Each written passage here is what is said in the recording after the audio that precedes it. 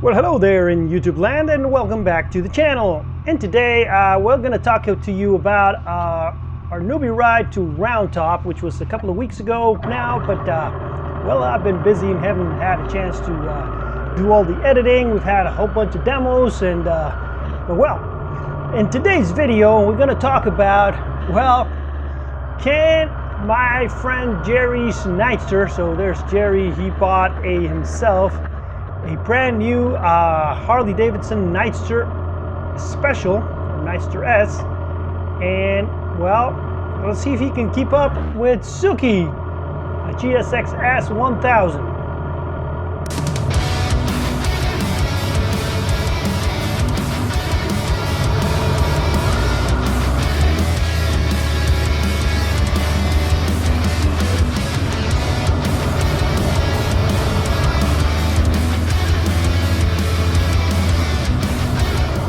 So we went out, this is the first time we started our newbie ride from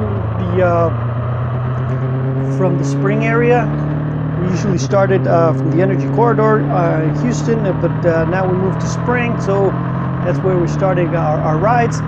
And we met a couple of our friends at Spring, and then we headed out to our second meetup spot, which was the Bookies at Waller. From there we met a couple of more friends and we had a very good, nice group and very nice turnout for this week's ride. So we started out just taking it easy, as we always do. Sometimes we get a little bit overexcited. So what is my Sookie? My Sookie is a GSX-S1000, the naked version of the Suzuki's, and it has 150 horsepower.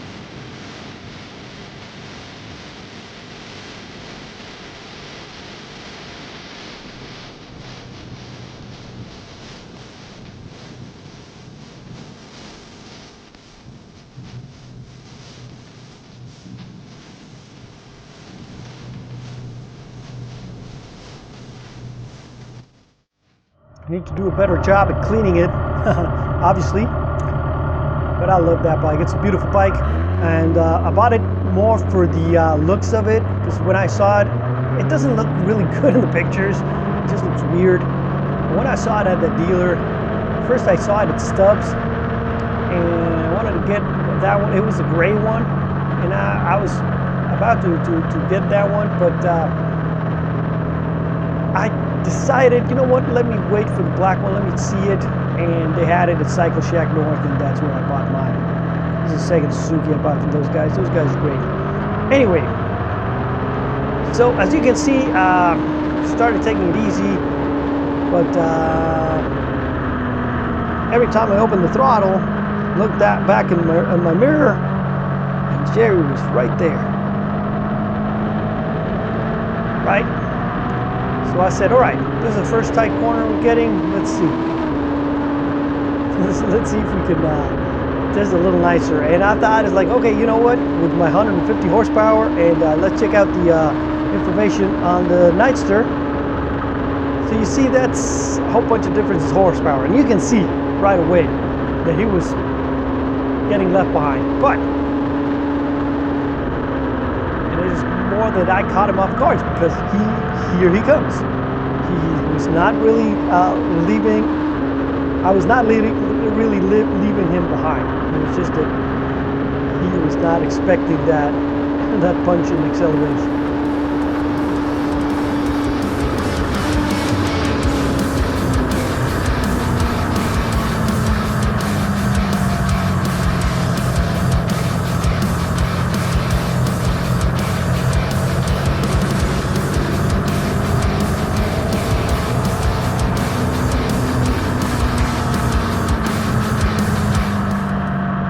So this is, we're supposed to be taking it easy here because Waller has a lot of cops, and You're not supposed to be speeding a lot, so I wasn't really pushing it that, I mean, I wasn't pushing to the limits, but as you can see, I was giving it some beans.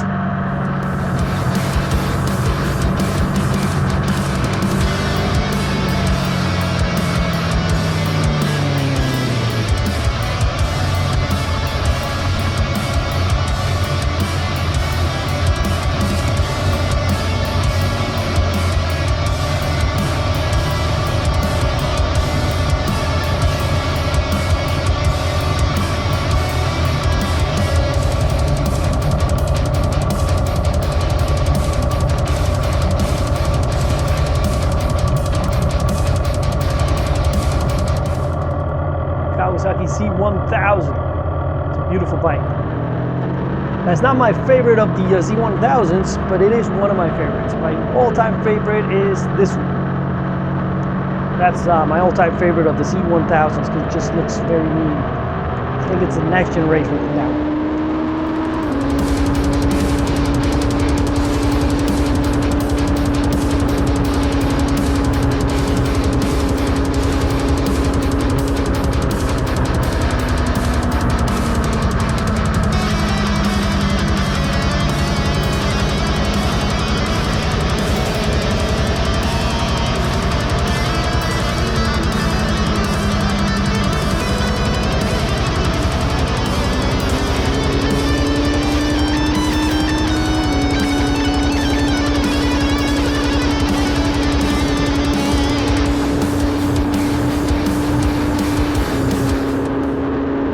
Hate cleaning the chain, and I hate doing all that maintenance stuff to the chain. You have to adjust it every couple of miles and every hundreds of miles. I don't know what I'm saying. Anyway, so on our way to Round Top, we stopped at a gas station. We saw some cows. I decided it was nice. Now this is me almost. I said, you know what? I'm gonna push it because Jerry has this bike on a braking period. There's no way he's gonna keep up. But on the twisties, he was keeping up. At this point, I was almost getting my knee to the ground. Well, at least that's what I felt. Maybe I'm really not even close to getting the knee down, but that's what I was feeling. These are the differences in horsepower, 150 to 91. That's a lot.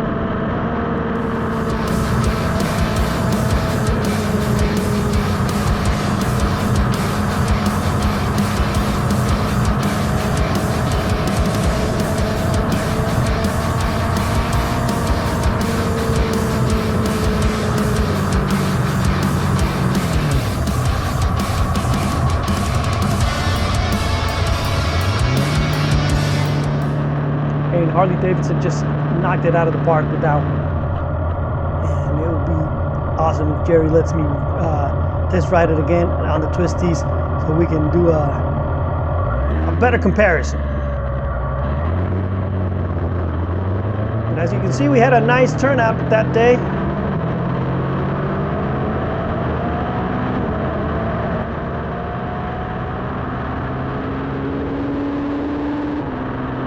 I hope you guys can join us sometimes if you're in the Houston area, because just check out, look for us at Forever Noobies at Facebook. So check out our rides. I'm starting to plan a new ride, a very long ride to the Twisted Sisters, and then to New Mexico and Arizona. But it's gonna take us a couple of weeks, so I don't know if anybody has that time or the money to go on a 2-week trip. But that's what I'm planning on. Hopefully some of you guys can join us on that one.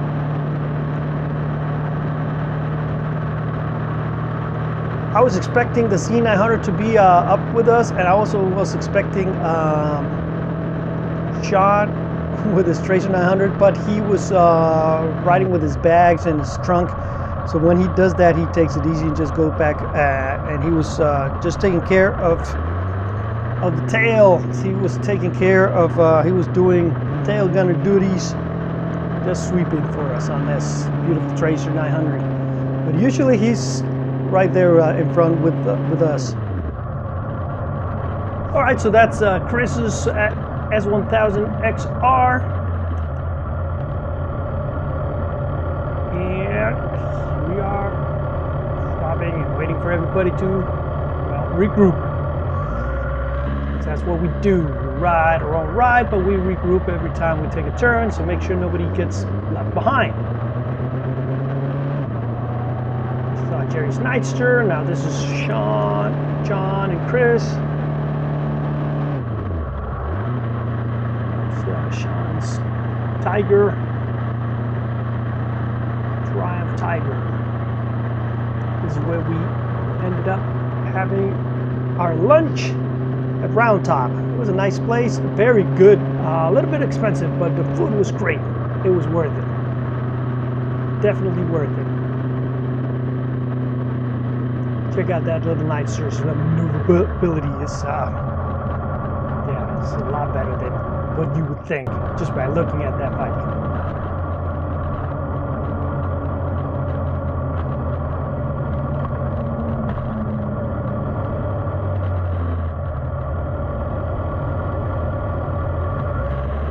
I forgot what the name of this little town is. Before we hit Round Top, in between Bellville and Round Top, we hit this little town.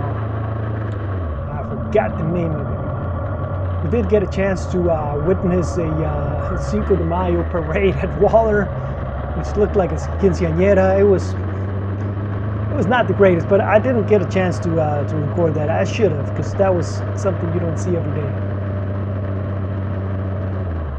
And I believe this is Bellville. This is where we're at, Bellville, right here. Bellville is a nice town, but it's usually like where you meet to go to the twisties, because all the roads that open up from this town are great. So if you're ever in this area, I recommend just hit Bellville, and then wherever you go, unless you're going back to Houston, which that's not the greatest, but wherever you go from Bellville, especially if you go, well, more west, I believe, there'll be some great twisty roads. So this is where the fun starts. So this is where, so that's why I made sure that I was recording. That's why I stopped here. So this is the road to Round Top. It's a very nice road.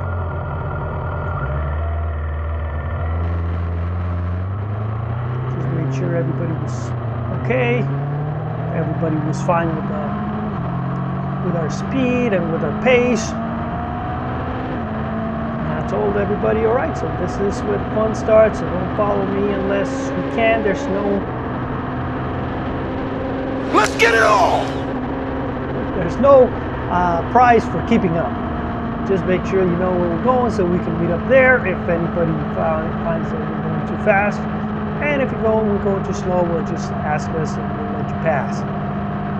Now this is a road I don't know, so I'm not really gonna give it the whole beans. Besides, I'm still scared of Sookie's power. It still scares the hell out of me. But I was pushing it, especially on the corners. As you can see, well, we hit some traffic here. That's why we're not going fast. But I mean, we never go stupid fast like other groups that go 180 miles per hour. That's crazy.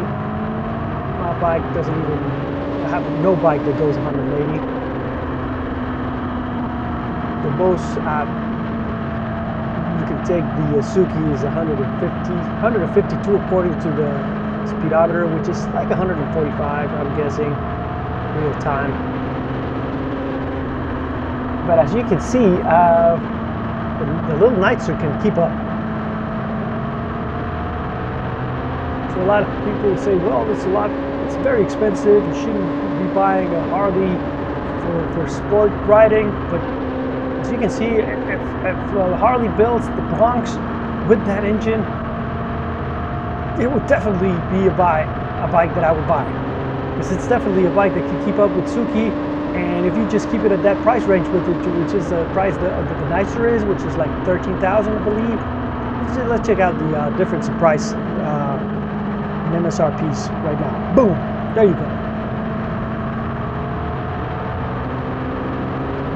So you can see when I push it a little bit, and it has to do with Jerry maybe not giving it the whole piece. Although I hope he didn't mess up his bike, just trying to keep up, trying to show off a little bit, because as he said, his bike had not been broken in yet. Even without him driving it all the way up, he was keeping up, especially on the turns.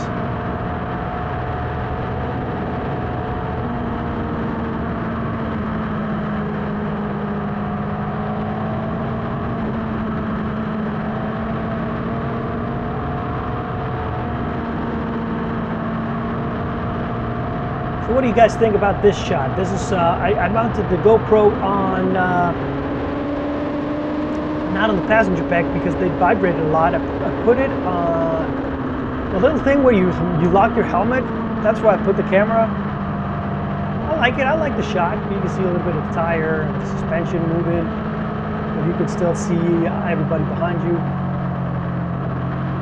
I like the shot.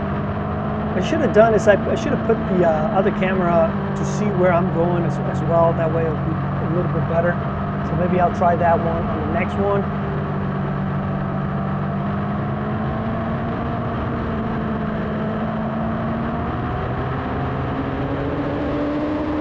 I enjoyed this ride to Grand Top. I always enjoy having friends come with me on these things. And that's the phone ringing here.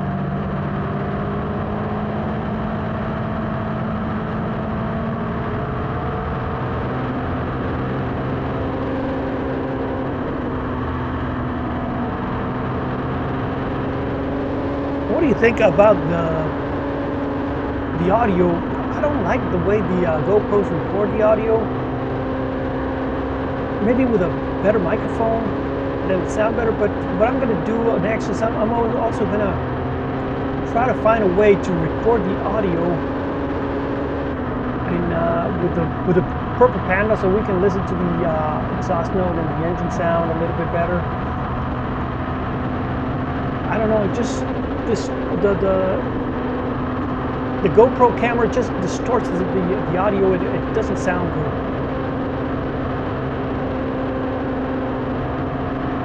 And the sound of the Suzuki is one of those best qualities about it.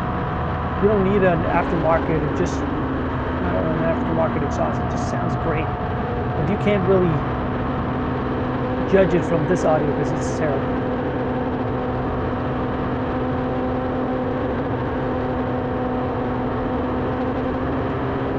You can hear when I push a little bit, you can see how I separate a little bit. So the 150 horsepower is no joke compared to the Nightster, but I was expecting that I was going to be by myself at the end of the ride. And no, as you can see, it's Jerry and Chris on the S1000 XR. I was expecting David to be with us with the C900, but he was taking it easy. He was new to the group.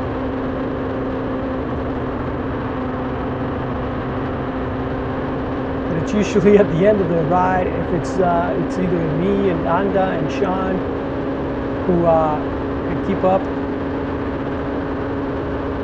Today it was Jerry and Chris.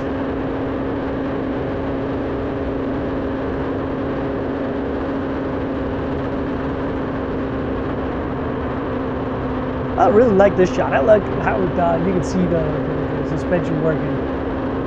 Even though you just see a little bit of the tire, that's enough. Sookie, I mean, the suspension on Sookie is great for riding fast. It's not great when you're riding slow. It's a little bit stiff for a naked bike.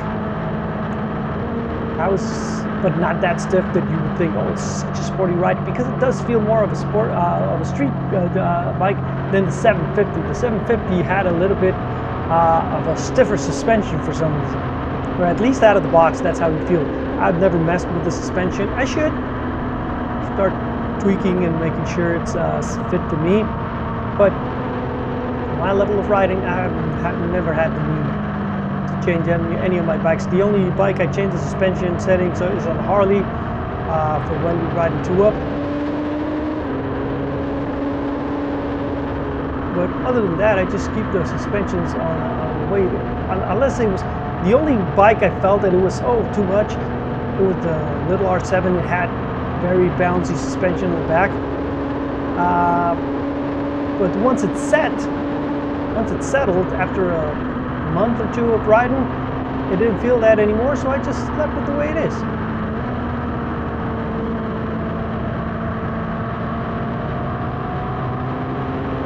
A whole bunch of friends just telling me and recommending, you should go to this guy, go to that guy, and well, I've had no need for it yet. Maybe when I become a better rider, if ever, I'll need that, but not right now. Well, that is it for today's video, guys. I hope you enjoyed it. Remember, if you liked the video, to give it a thumbs up, subscribe, hit the bell button, and share it with all your friends. Don't like the video? Well, share it with all your enemies. And I'll see you guys on the next one.